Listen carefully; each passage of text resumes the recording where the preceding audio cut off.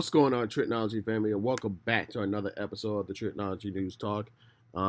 We got a few mainstream news to talk about, and we got a movie review for y'all today. So let's not waste time. Let's get into our two mainstream news to talk about.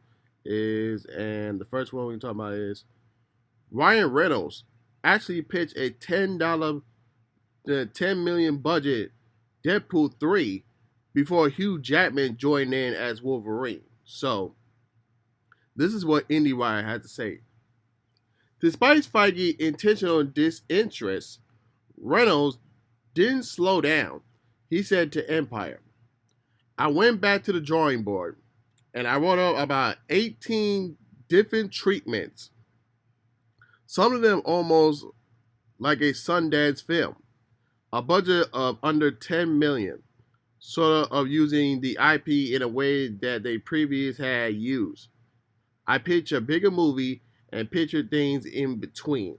So you guys probably heard the viewer that Kevin Feige wasn't interested at the time. So thankfully, we are getting Deadpool and Wolverine.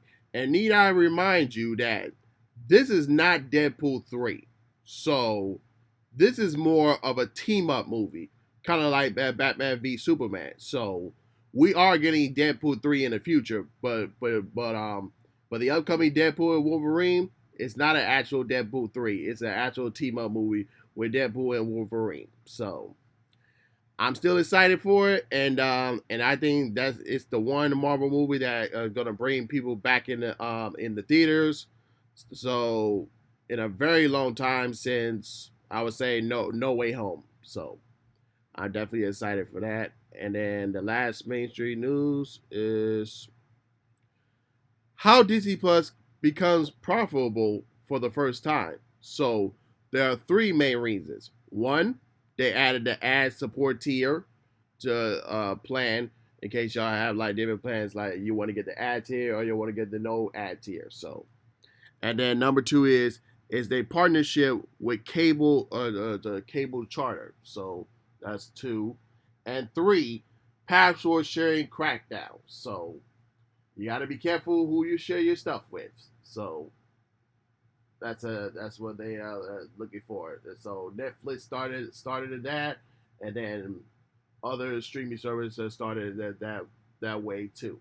So yeah, it is what it is. So, but hopefully Disney Plus can get more of your viewers back, but we'll see how that goes from there. But that's all the mainstream news that we are gonna have for y'all. But let's get into our big discussion today, and that's gonna be our movie review on Kingdom of the Planet of the Apes. And this was directed by Wes Ball. He did the Maze Runner series. I wasn't too much of a fan of the Maze Runner trilogy, but the way that Wes Ball had a direction for this sequel entry of the Planet of the Apes, he did an actual great job with this, and I was kind of interested to see how this new direction of the Planet of the Apes is going to go after the Caesar died in War for the Planet of the Apes, and the way they had the storyline afterwards. But they did a real good job with this movie, like because we got a introduction to our new character, which is kind of had a resemblance to Caesar, and as Noah.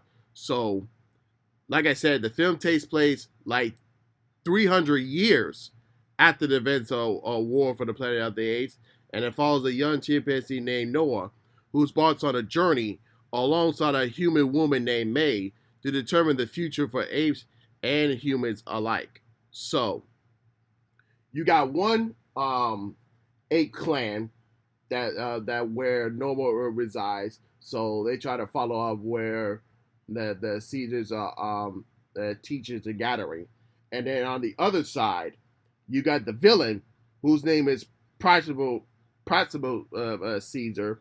So he kind of like teach the knowledge from Caesar, but like in a very like evil way, like in a very evil way that probably the original Caesar would not be pleased with.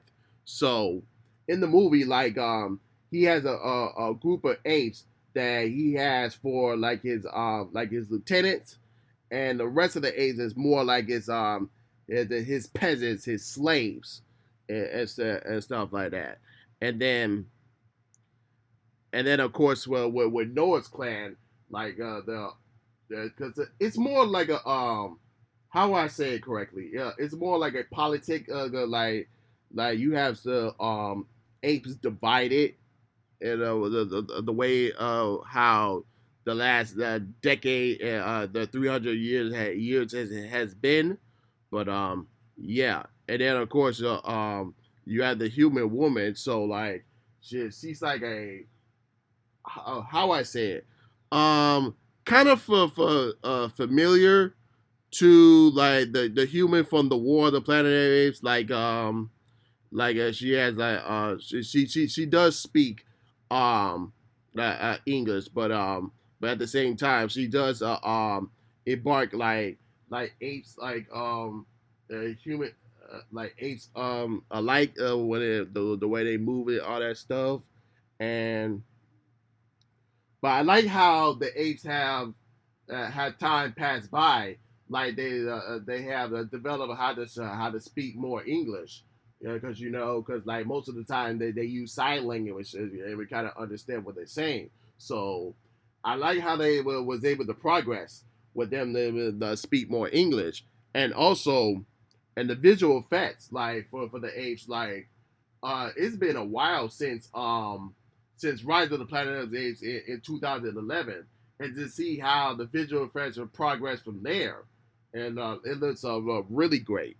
Um, the action sequences and all the performances of the cast was really great. And going back to Proximus and Caesar, um, he was a great villain. I think he was better than Koba. He was better than the Colonel from the third movie. Like he was ruthless and funny at the same time. So I would say it's not as how I can say that it's not as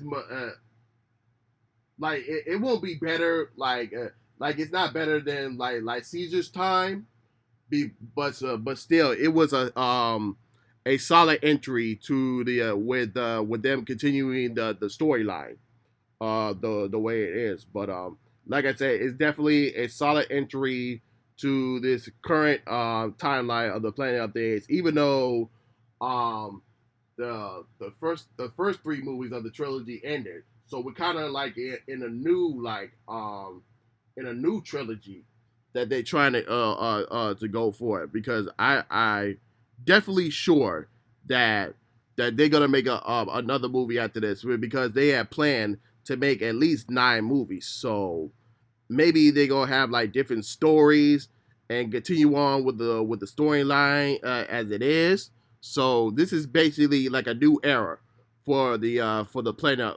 of the Apes. So I'm kind of interested to see where they go from there. And then also, like I said, from Nova's clan, like they know how to teach eagles, to have them see what's going on in the world. So yeah, that was the one interesting I like. And then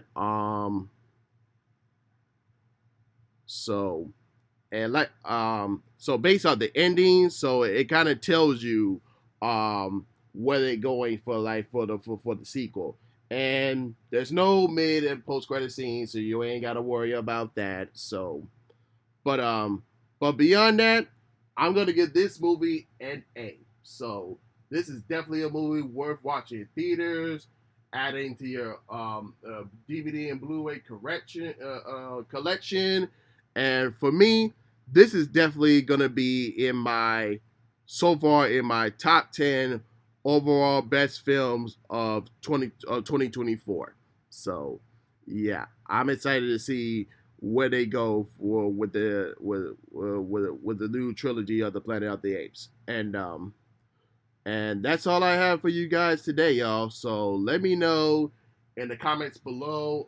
What are your thoughts on the Kingdom of the Planet of the Apes? Did you watch the movie? And what are your thoughts on the mainstream news I talked about? So if you're watching me on YouTube, don't forget to like, comment, subscribe, and hit that notification bell when new episodes are uploaded. And of course, if you're listening on Spotify, Google Podcasts, or Apple Podcasts, don't forget to follow me there as well. But with that being said, this is Trico, and I'm signing off, y'all. Peace.